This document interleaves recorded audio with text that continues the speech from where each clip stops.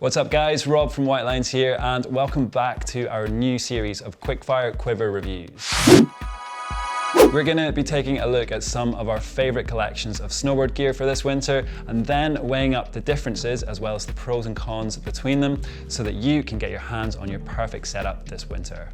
I've got the First Cut, the Territory Manager and the Forrager snowboard with me here, and I'm going to give you a bit of a run through of each as well as help you decide which one is going to be the best option for your own needs and riding style this season. Now the Family Tree line has been a real staple in Burton's collection over the last few years. They offer solids, splits, kids boards and even a POW surfer for those of you who favour the freeride and powder end of the riding spectrum. So whether that's just carving up the groomers and occasionally dipping your toes into the side country, right up to big mountain faces and multi-day split missions, chances are you'll be able to find exactly what you're looking for in the Family Tree. So let's not waste any more time and take a closer look at them. Okay, first up is the First Cut. Now, this is a really interesting board to me. It's squarely aimed at intermediate to advanced riders, but it's essentially labelled as an accessible big mountain freeride board. So what does that mean exactly? Well, it shares some of its construction and design with some of Burton's big mountain flagship boards like the Leaderboard and the Straight Shooter, but with the top end materials and the flex dialed down just a touch, making it more user-friendly and price point friendly. It's got all the hallmarks of a classic freeride shape though. A directional outline with a mellow taper running through the length, a good amount of camber underfoot, and this nice floaty rockered nose, as well as a stiffer tail at the back to keep the board stable and confidence inspiring in steep technical terrain. It's going to be a great option for deeper conditions, but what I really like about the design here is that it's not just for a handful of days in a season. It's a proper workhorse designed for smashing through crud, gripping on ice and giving you the confidence to ride hard and fast, even when the conditions aren't always in your favour. And it's actually quite a solid snowboard. There's a good bit of weight to it, but don't take that as a negative. Lightweight snowboards are fine and all, but when the going gets rough, having something a bit more beefed up like the First Cut will be great at handling variable conditions and creating a much smoother and dampened out ride. A really exciting option for this year and one that I think is going to appeal to a lot of riders out there. All right, onto the Territory Manager, and this one is right up my street. Think of this as your backcountry freestyle crossover snowboard.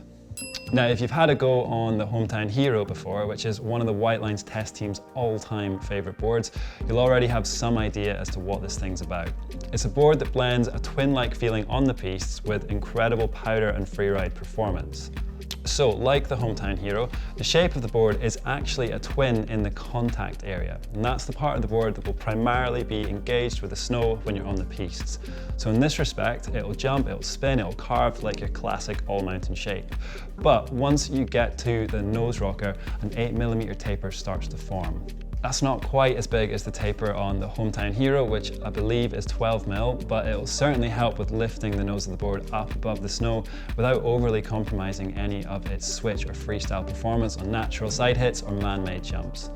It's got a decent mid-stiffness flex and once again it's aimed towards intermediate up to expert level riders, but if you're confident riding the whole mountain and you want to bring elements of freestyle into the backcountry, I really think the Territory Manager could be a great shout for this season.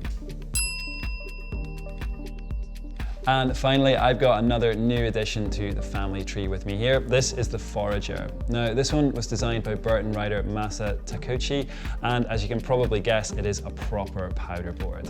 Just look at how deep that swallowtail is. This thing is going to have no problem dropping down into the snow and creating mad levels of lift up in the nose here. If you're off to Japan for the winter or you're likely to be scoring some super deep days, this one would be well worth thinking about adding to your quiver. It's pretty stiff though, and given that it uses some of the more premium materials at Burton's disposal, it doesn't come cheap. But it does come stacked with performance, both in the powder and back on the groomers.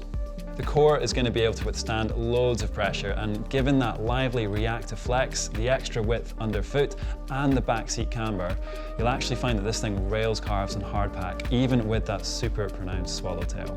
There's also one last thing I want to point out, which is here.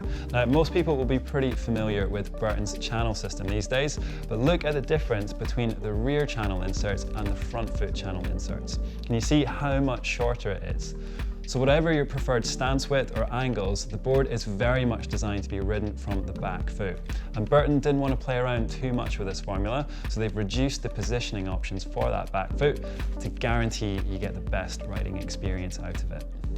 So those are your 3 newcomers to the Family Tree Collection from Burton. Now it's worth mentioning that all the boards in the line are gender neutral with unisex sizing throughout. So riders of all styles and all abilities now have the opportunity to get the best possible board for their needs, which is a trend we're seeing more brands adopting, but I would definitely say that Burton are among some of the leaders in this space.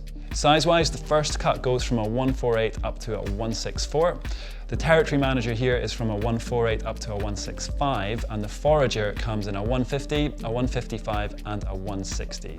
But which one is going to be right for you? Well, despite sharing some similar looking top sheets, they're all actually pretty different boards. If you're wanting to get into bigger lines, more technical descents, and need something that can handle everything you throw at it, go for the first cut.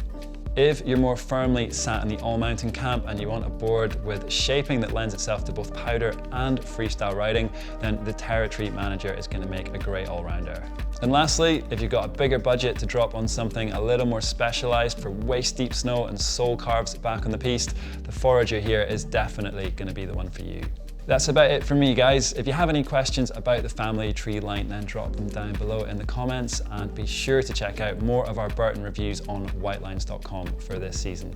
Thanks for watching, see you soon.